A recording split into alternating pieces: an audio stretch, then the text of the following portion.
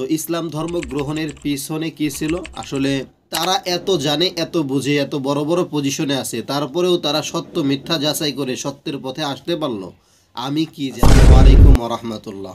শুরুতেই একটি সুসংবাদ, যেটা নিয়ে আমি গত রাতেও ভিডিও বানিয়েছি এবং সোশ্যাল মিডিয়া এটা নিয়ে ব্যাপক লেখালেখি হয়ে গেছে, সকলেই শুকরিয়া আদায় করছে।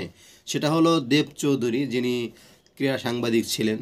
কিছুদিন আগে তার সাংবাদিক যেই চ্যানেলের থেকে কাজ করতেন সেই চ্যানেল থেকে অব্যাহতিও নিয়েছেন। এখন পার্সোনাল তিনি ইউটিউব চ্যানেল খুলে সেখানেই কাজ করেন, ঠিক রিয়াসাত আজিমের মতো। যাই হোক, তিনি ইসলামী ছায়াতলে চলে আসছেন আব্দুল হাই মোহাম্মদ আবদুল্লাহ সাহেবের ওই মসজিদে। সেখানে তিনি জুমার নামাজের পরে কালিমা পড়ে ইসলাম ধর্ম গ্রহণ করেছেন। তো ইসলাম ধর্ম গ্রহণের পিছনে কী ছিল? আসলে যেটা অনেক উলামায়ে কেরামগণই বলে, আপনি যদি আরবি কোরআন শরীফ পড়তে না পারেন, পাশাপাশি কোনো মসজিদ, কোনো মাদ্রাসার তলবে ইলম তার মাধ্যমে শেখা শুরু করুন, একটা করে অক্ষর শেখা শুরু করুন, এবং আপনার বাড়িতে একটা তরজমাতুল কোরআন রাখেন।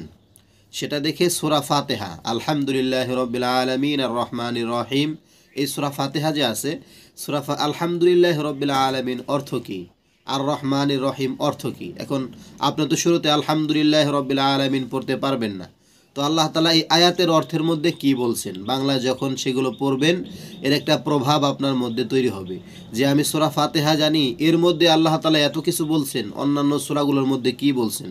যখন আপনি তর্জমাটাও জানবেন, এক একটা সূরার আয়াতের তর্জমাও জানবেন, সেক্ষেত্রে আপনার আগ্রহ আরও বৃদ্ধি পাবে। তবে এখানে একটা সমস্যাও আছে, কিছু অল্প বিদ্যা ভয়ঙ্কর একটা কথা আছে।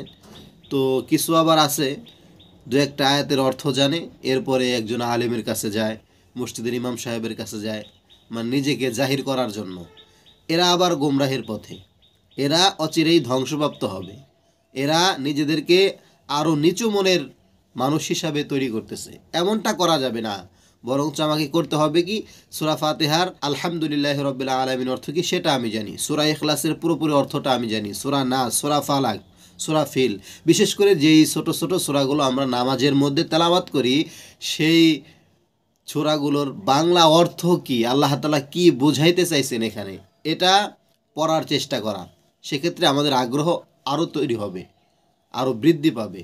তো দেব চৌধুরী, যিনি ইসলাম গ্রহণ করলেন, ক্রীড়া সাংবাদিক, তো সে তার বাড়িতে 3টা বাংলা তর্জমাতুল কোরআন ছিল, অর্থাৎ এক প্রকাশনী থেকে একটা, একজন লেখকের একটা, অন্য লেখকের একটা, এরকমভাবে 3টা সাইড থেকে 3 জনের লেখা 3টা বাংলা কোরআনুল কারীমের তর্জমা তার কাছে ছিল। তিনি সেগুলো পড়েছেন এবং আল্লাহ তাআলা তার ভিতরে দ্বীনের আলো জাহির করে দিয়েছেন, ইসলামের নূর ভরে দিয়েছেন, যার বদৌলতে তিনি ইসলাম ধর্ম গ্রহণ করেছেন। আলহামদুলিল্লাহ, এটা আমাদের জন্য অনেক বড়। কেননা যারা মিডিয়ার জগতে কাজ করে, এই সমস্ত মানুষ যখন দ্বীনের পথেও আসে, ওই তামিম মৃধা ভাই, তিনিও তো নাটকের জগৎ ছেড়ে দিয়ে ইসলামের পথে চলে আসছে। এখন আবার এই সাংবাদিক ভাই চলে আসলেন, দেব চৌধুরী, তিনি ইসলামের পথে চলে আসলেন। এগুলো হলো প্রভাব বিস্তার করে যে তারা এত জানে, এত বুঝে, এত বড় বড় পজিশনে আছে, তারপরেও তারা সত্য মিথ্যা যাচাই করে সত্যের পথে আসতে পারলো। আমি কি জানি বা আমার কতটা জানা উচিত। এবং এখান থেকে আমাদের যারা সাধারণ মুসলমান আছি, বাবা মুসলমান, মাই মুসলমান, আমিও মুসলমান, মাঝে মধ্যে মসজিদে যাইতেছি, মাঝে মধ্যে ঈদের নামাজ পড়তেছে, জানাজার নামাজে শরিক হইতেছি, এটাই চলতেছে, তাদের জন্য শিক্ষণীয় যে হিন্দু ধর্ম থেকে একজন মানুষ, সে ইসলামকে ভালো জেনে, নিজের বাপ মায়ের ধর্ম সত্য না, সঠিক না, এটা জেনে, এবং ইসলাম ধর্ম সঠিক, ইসলামের দাওয়াত প্রচলন, তাদের সব নিয়মকানুন সবগুলো সঠিক, এই ধর্ম ঠিক না, তার ধর্মই ঠিক, এতটা রিসার্চ করার পরে সে ইসলাম ধর্মে আসছে। এখন আমরা যারা আগে থেকেই বাপদাদার সম্পত্তির মতো করে ইসলাম ধর্মে আসি, যে চলতেছে চলুক না, তাদের জন্য অনেক বড় শিক্ষা যে আমরা কিছুই জানি না।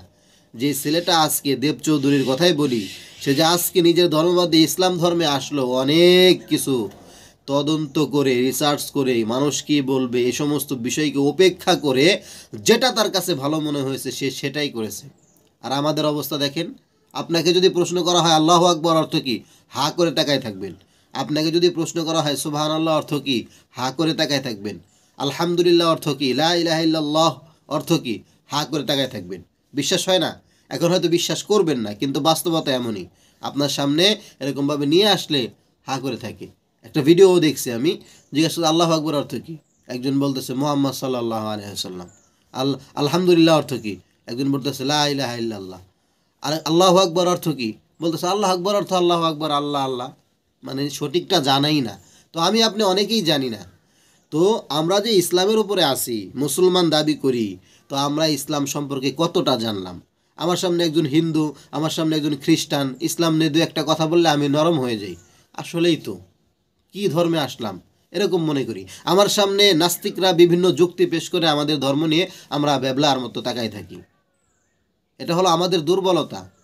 আপনার ধর্মকে নিয়ে কেউ কথা বলবে, আপনি তার প্রেক্ষিতে দুইটা কথা বলতে পারবেন না, তাহলে আপনি কেমন মুসলমান? এই জন্যে যারা হিন্দুরা মুসলমান হইতেছে তাদেরকে দেখেও আমাদের অনেক অনেক কিছু শিখার আছে, যে তারা তো আমাদের ধর্মকে শ্রেষ্ঠ জেনেই চলে আসলো, নিজের বাপদাদার ধর্ম ছেড়ে। আর আমি বাপদাদার ধর্ম ইসলাম, ইসলামের উপরে আসি, আমি ইসলাম সম্পর্কে কি জানলাম?